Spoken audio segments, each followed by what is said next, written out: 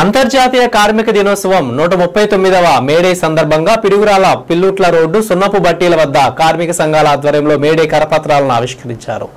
ఈ సందర్భంగా ఎంసీపీఐ రాష్ట్ర కార్యదర్శి పి అబ్రహాం లింకన్ మాట్లాడుతూ పిడుగురాల సున్నపు పరిశ్రమలో కార్మికులు అనుభవిస్తున్న తీవ్ర శ్రమ దోపిడీ, పర్యావరణ కాలుష్యం మరియు పని భద్రత లేకపోవడంతో పాటు సముచిత వేతనాలు, ఉద్యోగ భద్రత మరియు ఆరోగ్య భద్రత వ్యవస్థల లోపం కారణంగా అనేక మంది కార్మికులు మరణిస్తున్నారని చెప్పారు. అనంతరం పీడీఎం రాష్ట్ర సీనియర్ నాయకులు వై వెంకటేశ్వరరావు మాట్లాడుతూ దేశంలో అధికార మార్పిడి జరిగి 80 ఏళ్లు వస్తున్నప్పటికీ నేటికి కార్మిక సమస్యలు ఇంకా పరిష్కారం కాలేదన్నారు.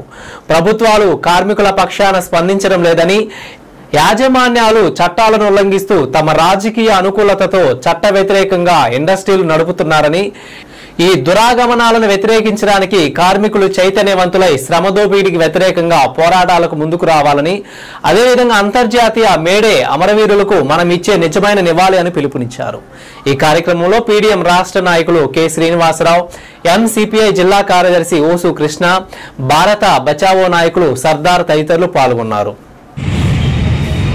అంతర్జాతీయ కార్మిక వర్గ దీక్షా దినం మేడే 139వ మేడే అనేది మే ప్రస్తావించిన ప్రపంచవ్యాప్తంగా కార్మికులు దక్షిణపోతున్నారు.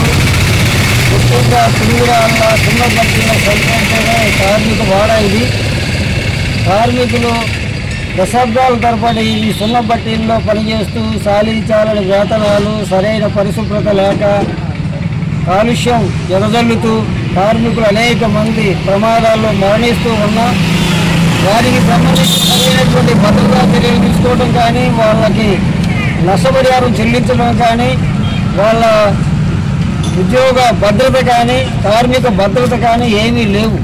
వాచ్మెన్లు పనిచేసే వాళ్ళకి కావచ్చు, అందులో పనిచేసే కార్మికులకు కావచ్చు, చట్టబద్ధమైనటువంటి వేతనాలు అనేటువంటివి అమలు కావట్ల. అంటే ఈ దేశ అధికార మార్పులు ఎదురికి 80 ఏళ్లు కావస్తున్నా ఇంకా ఈ దేశంలో ఉన్న కార్మిక వర్గానికి, రైతాంగానికి మౌలికంగా వాళ్ళ సమస్యల పరిష్కారం కాని స్థితిలో ఉన్నారు.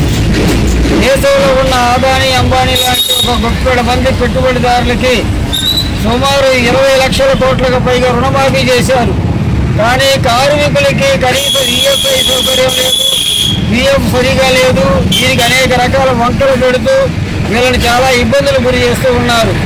కాబట్టి అంతర్జాతీయ 139వ మేడే సందర్భంగా మేడే వారసత్వం, మేడే షికాగో కార్మికులు అమెరికాలో ఎలాగైతే కార్మిక హక్కుల కోసం 8 గంటల పైదినం కోసం తమ ప్రాణాలని, తమ రక్తాన్ని ధారపోశారు.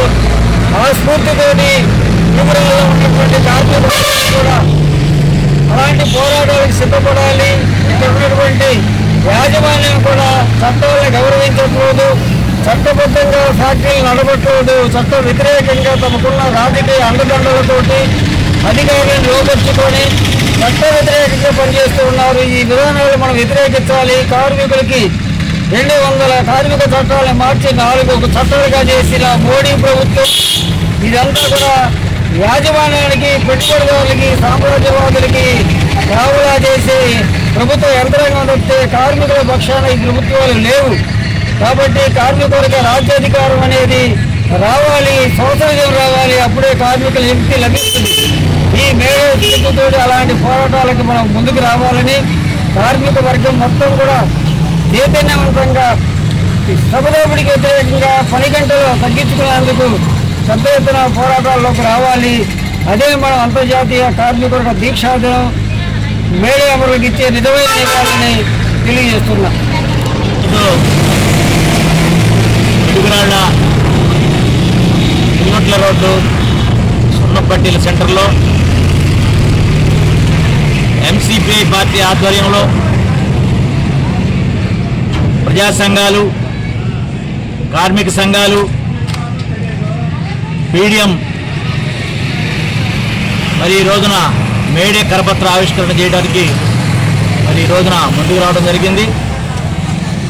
అదేవిధంగా కార్మికుల పక్షాన 2004 నుండి ఈ సున్నపు బట్టీలలో limestone, watchmen and coal metal workers union పనిచేస్తూ కార్మికుల సమస్యల పట్ల యాజమాన్యంతో వారితో చర్చలు జరిపేటువంటి విషయంలో కూడా మరి ఎంతో చాకచక్యంగా ముందడుగు వేస్తూ ప్రయాణం చేస్తూ ఉంది.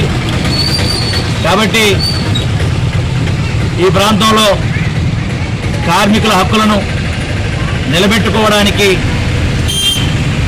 కార్మిక సమస్యలు పరిష్కరించడానికి ఈ ప్రాంతంలో కృషి చేస్తూ ఉన్నాం.